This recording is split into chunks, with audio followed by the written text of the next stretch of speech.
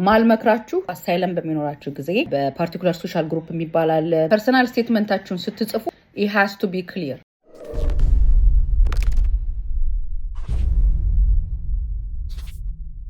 ናላችሁ አባባላለው ኢሚግሬሽን ጠበቃ ነኝ ከቦስተን ማሳቹሴትስ። ዛሬ ደግሞ ይዤላችሁ የመጣሁት አጠር ያለ ነገር ስቴትመንት ስትጽፉ አሳይለም በሚኖራችሁ ጊዜ ፐርሰናል ስቴትመንት በምትጽፉበት ጊዜ ምንድነው ፎከስ ማድረግ ያለባችሁ ባጭሩ ነው። እና ለምሳሌ አንድ ሰው አሳይለም ኳሊፋይ ለማድረግ በፖለቲካል ኦፒኒየን ይሆናል፣ በሪሊጅን ይሆናል፣ በፓርቲኩላር ሶሻል ግሩፕ የሚባል አለ፣ በናሽናሊቲ አለ፣ በሬስ አለ። ያ ማለት አንድ ሰው ፖለቲካል ኦፒኒየን ነው ዛሬ እና በፖለቲካል ኦፒኒየን ፎር ኤግዛምፕል ብትጽፉ በፖለቲካል ኦፒኒየን ለምሳሌ ነው ምንድነው ፖለቲካል ኦፒኒየን፣ በፖለቲካል ኦፒኒየን ደግሞ ፐርሰናል ስቴትመንት ብትጽፉ ምንድነው የሚፈልገው ነው። ለምሳሌ አንድ የኦፖዚሽን ፓርቲ ወይም ነው የተቃዋሚ ፖለቲካል ፓርቲ ደግፋችሁ መንግስት ይሄንን ለምን ደገፋችሁ ብሎ ችግር የሚያደርስባችሁ ቢሆን፣ ለምሳሌ የሆነ ፕሮቴስት ተቃውሞ ወጣችሁ ኦኬ ችግር ደርሶባችሁ ቢሆን፣ አንዳንድ ነገር ተናግራችሁ በመንግስት ላይ ችግር ደርሶባችሁ ቢሆን፣ ወይ ደግሞ ለምሳሌ በፓርቲኩላር ሶሻል ግሩፕ ብንመለከተው ያ ፖለቲካል ኦፒኒየን ነው። አንድ ሴት በፓርቲኩላር ሶሻል ግሩፕ ደግሞ ባሌ ደበደበኝ በትል ያን ነገር ለመንግስት ነግረሻለሁ ወይ አሳውቀሻለሁ ወይ? ኦኬ ስለዚህ ይሄን ነገር ፖሊስ ወይ ደግሞ መንግስት የፖሊስ ረድቶሻል ወይ? ያ ምንድነው ፓርቲኩላር ሶሻል ግሩፕ የሚባለው አሳይለም ክፍል ነው። ይሄ ግን ወደ ፖለቲካል ኦፒኒየን ስንመጣ ግን ተጽዕኖ አድራሹ መንግስት ነው ማለት ነው።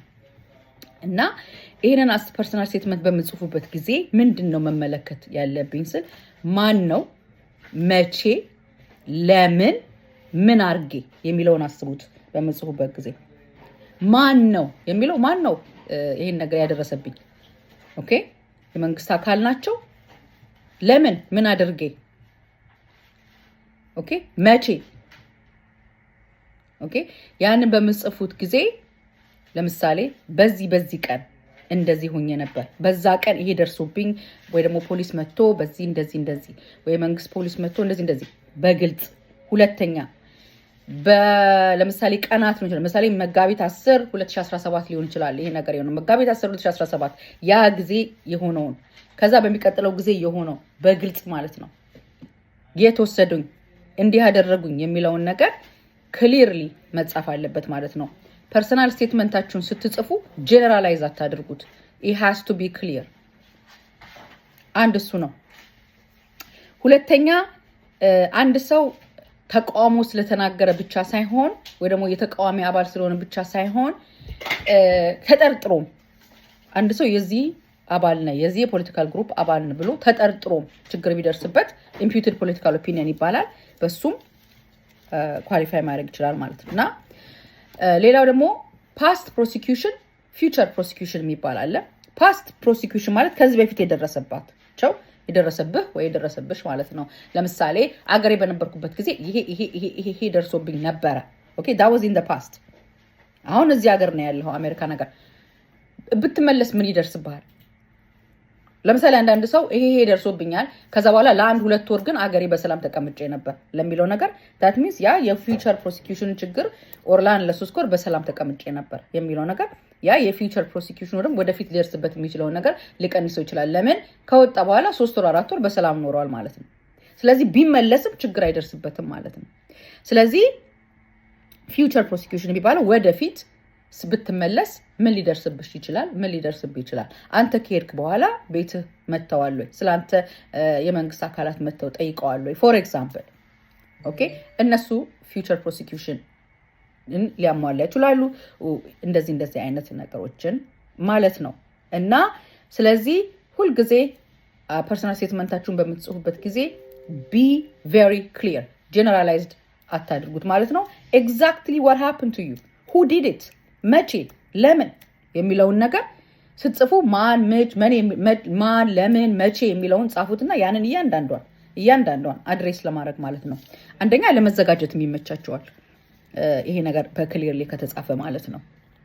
እና ሁለተኛ በዩኤስሲአይኤስም ሆነ በኢሚግሬሽን ኮርት ከሆነ ኬዛችሁ በኢሚግሬሽን ኮርትም ቢሆን ይሄ ነገር ጥያቄ ሆኖ መነሳቱ አይቀርም ማለት ነው። ሌላው ኤቪደንስን በሚመለከት ደግሞ ማስረጃ ነው። ይሄ እንግዲህ ጠቅላላ አጠራርጌ ነው። ኦብቪየስሊ ሁልጊዜ ዩ ሃቭ ቱ ሃቭ ኢሚግሬሽን ሎየር ያስፈልጋቸዋል። ግን እናንተም ራሳችሁ የደረሰባችሁ ሁኔታ ለኢሚግሬሽን ሎየራችሁ ጽፋችሁ በምትሄድበት ጊዜ ክሊር ሊያርጋችሁ ጽፋችሁ ብትሄዱ ያ ለጠበቃችሁ ኬዙን አንደርስታንድ አድርጎ ሪፕሬዘንት እንዲያደርጋችሁም ይረዳዋል። ሌላ ደግሞ ስቴትመንት በሚመለከት ይሄ ነገር እንዴት አድርጌ ነው ኤቪደንስ ማቅረብ የምችለው፣ በምን ሁኔታ ነው ኬዝ ኢምፕሩቭ ማድረግ የምችለው ለሚለው ነገር ፐርሰናል ስቴትመንት ከፋሚሊ ሜምበር ከቤተሰቦች ይህን ጉዳይ ለሚያውቁ ሰዎች የደረሰባቸውን ሁኔታ የሚያውቁ ሰዎች ፐርሰናል ስቴትመንት ማስቀመጥ፣ ደግሞ ድብደባም ከደረሰ ሕክምናም ተገኝቶ ከሆነ የሕክምና ወረቀቶች፣ አንዳንድ ዶክመንቶችን ማቅረብ ነው። ማልመክራችሁ ዱናት ፕሮቫይድ ፌክ የሆነ ዶክመንት አታቀርቡ። ወርድ ዳያረግ ወርድ ፌክ የሆነ በር ሰርተፊኬት ፌክ የሆነ ዶኪመንት አታቀርቡ።